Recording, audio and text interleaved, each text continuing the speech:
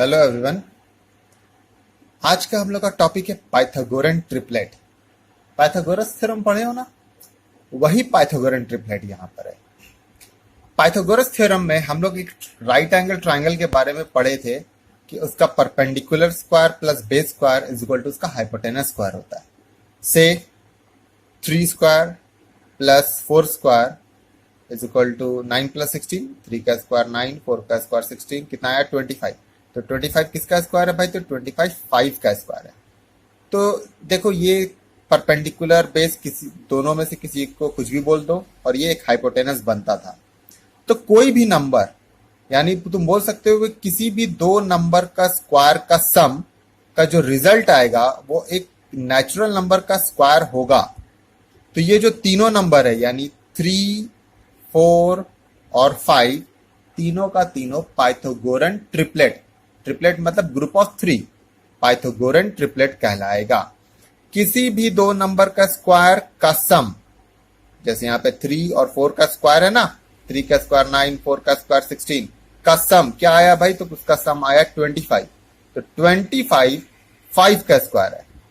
तो 3, 4 और 5 Pythagorean triplet कहलाएगा। तो किसी भी तुम दो नंबर का अगर स्क्वायर का सम करोगे और मान लो स्क्वायर का सम करने से सपोज यहाँ 30 आ गया, तो वो किसी का परफेक्ट स्क्वायर नहीं है, मतलब किसी नंबर नेचुरल नंबर का स्क्वायर नहीं है, तब वो तीनों पाइथागोरन ट्रिपलेट नहीं कहलाएगा। पाइथागोरन ट्रिपलेट क्लियर है? One more example is here, 6, 8 and 10। देखो 6 का स्क्वायर 36, 8 का square 64 and 36 plus 64 is 100, that is the square of 10. So we can say 6, 8 and 10 is also a Pythagorean triplet. Clear?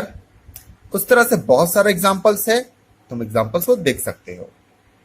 Now see, for any natural number m natural number जो कि 1 से बड़ा होना चाहिए, 1 वाला केस को छोड़कर, we have 2m square plus m square minus 1 is equal to m square plus 1 whole square.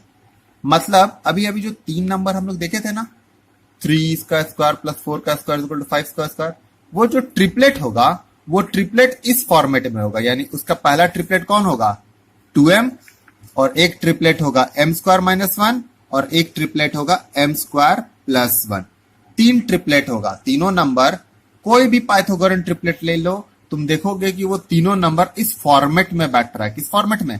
उसमें से एक नंबर 2m को रिप्रेजेंट करेगा, दूसरा नंबर m स्क्वायर माइनस 1 को रिप्रेजेंट करेगा, और तीसरा नंबर m स्क्वायर प्लस 1 को रिप्रेजेंट करेगा। ठीक है? तो कोई भी पाइथागोरन ट्रिपलेट इसी फॉर्मेट में होता है। एक नंबर 2m, दूसरा m स्क्वायर माइनस 1, तीसरा m स्क्वायर प्लस 1। इसको एक एग्जाम्पल से हम लोग अच्छे से समझते हैं। पेज नंबर 98 में ही एग्जाम्पल नंबर 3 है। 2 हम बाद में बताएंगे, पहले एग्जाम्पल नंबर 3 समझो। Find a Pythagorean triplet in which one of the member is 12. Pythagorean triplet यानी 3 नंबर का ग्रुप जिसमें से एक नंबर 12 तुमको यहां पर दे दिया है। तो तुमको निकालना है रेस्ट 2 मेंबर। एक मेंबर दे दिया और बाकी बचा हुआ 2 मेंबर तुमको पता करना है।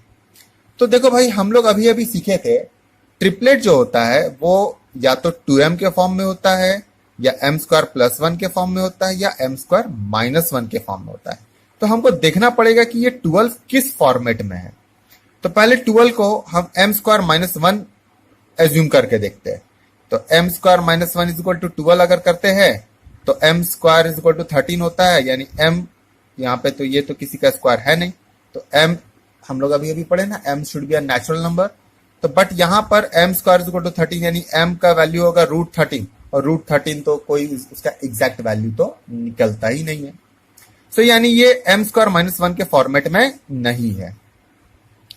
नेक्स्ट, m स्क्वायर प्लस 1 के फॉर्मेट में इसको पुट करके देखते हैं। तो ये 1 इधर जाएगा तो 12 माइनस 1 यानी 11 हो जाएगा।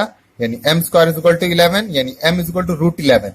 फिर से इसमें m का कोई नेचुरल नंबर वैल्यू नहीं आया, यानी ये जो 12 है वो m स्क्वायर प्लस 1 के फॉर्मेट में भी नहीं बैठ पाया। तो अब बचता है 2m। तो 2m इज इक्वल टू 12 लिखते हैं तो m is equal to simply 12/2 यानी 6 आ जाता है। यानी m का एक नेचुरल नंबर आ गया। यानी जो ट्रिपलेट का 3 पार्ट था, 2m था, m² - 1 था, m² + 1 था, उसमें से 12 किसको रिप्रेजेंट कर रहा है? 12 2m को रिप्रेजेंट कर रहा है। ठीक है, वैसे भी एक तुमको आगे के लिए एक बात बताते हैं, कोई भी इवन नंबर है, 12 है, 14 है, कोई भी इवन नंबर है, उसको डायरेक्टली 2m से कंपेयर कर दो, m का वैल्यू नेचुरल नंबर ही आएगा। कभी कभी ऐसा भी सिचुएशन आ सकता है कि ये जो नंबर दिया हुआ है वो किसी 2 पार्ट में भी बैठ जाए, यानी m² - 1 में भी बैठ जाए, या और 2m में भी हो सकता है बैठ जाए। हम उस तरह का भी एग्जांपल देंगे। फिलहाल तो 2m = 12 यानी m का वैल्यू आएगा 6। तो अगर m का वैल्यू 6 आ गया तो हमको 2 और मेंबर पता करना है, यानी m² - 1 एक मेंबर है, यानी 6 का स्क्वायर - 1 यानी 36 - 1 35, और एक पता करना है m² + 1 यानी 6 का स्क्वायर + 1 यानी 36 + 1 37। सो ऑल टुगेदर मेरा एक मेंबर 12 दिया हुआ था, दूसरा मेंबर 35 आया, तीसरा मेंबर 37 आया। तो 12, 35 और 37 आर द रिक्वायर्ड ट्रिपलेट।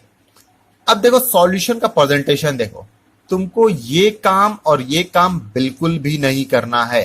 तुमको स्टार्ट करना है यहां से अपना सॉल्यूशन। कहां से? इस 2m से स्टार्ट करना है। सिंपली 2m = 12, तो m = 6, तो फिर m² - 1 निकाल के दिखा दो, m² + 1 निकाल के दिखा दो, चूंकि m का वैल्यू यहां पता चल चुका है। और उसके बाद लास्ट में सिंपल सा statement, therefore the required triplet is 12, 35 and 37।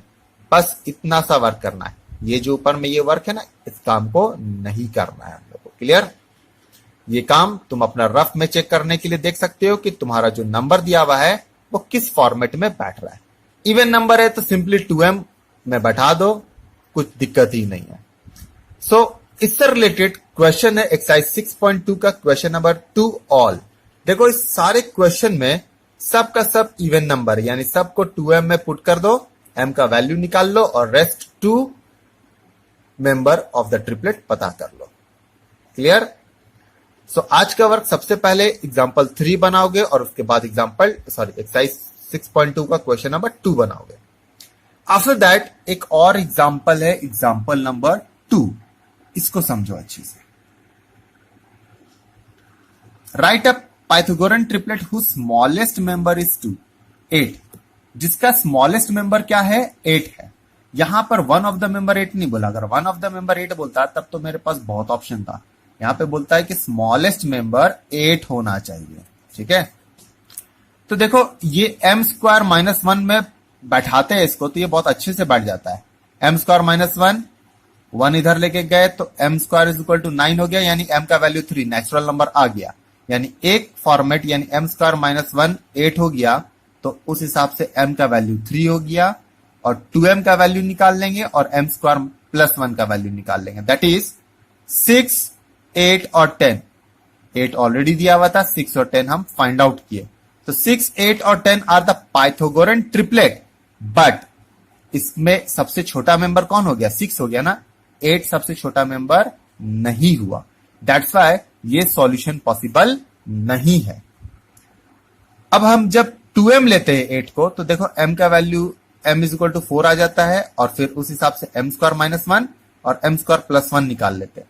तो इसका जो मेंबर ट्रिपलेट हुआ वो हुआ 8 तो खुद होगा ही होगा, और 15 हुआ और 16 हुआ। 8, 15 और 17, सॉरी 16 नहीं 17। तो ये 3 नंबर भी ट्रिपलेट हुआ, बट ये मेरे लिए सुटेबल है क्योंकि इसमें बोला था 8 should be the smallest number. तो देखो इसमें 8, 15, 17 सबसे छोटा कौन है? 8 है। तो देखो ये एक ऐसा एग्जांपल हुआ जिसमें तुमको दिखा दिया कि एक ही नंबर किसी 2 ट्रिपलेट का मेंबर हो सकता है। देखो 8, 6, 8, 10 का भी मेंबर है, 8, 15 और 17 का भी मेंबर है। बट चूंकि इस क्वेश्चन में बोला था कि 8 सबसे छोटा मेंबर होना चाहिए, तो उसके हिसाब से मेरे लिए ये आंसर सुटेबल है। इसका सॉल्यूशन कंप्लीटली लाइक दिस तुमको करना है। ठीक है, तो चलो एक बार फिर से तुमको वर्क रिकॉल करते हैं। सबसे पहला वर्क है तुम्हारा एग्जांपल नंबर 3 करना है।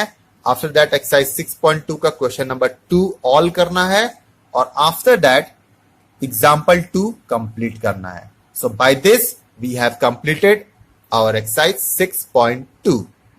Clear? Do your work daily and ask your doubt.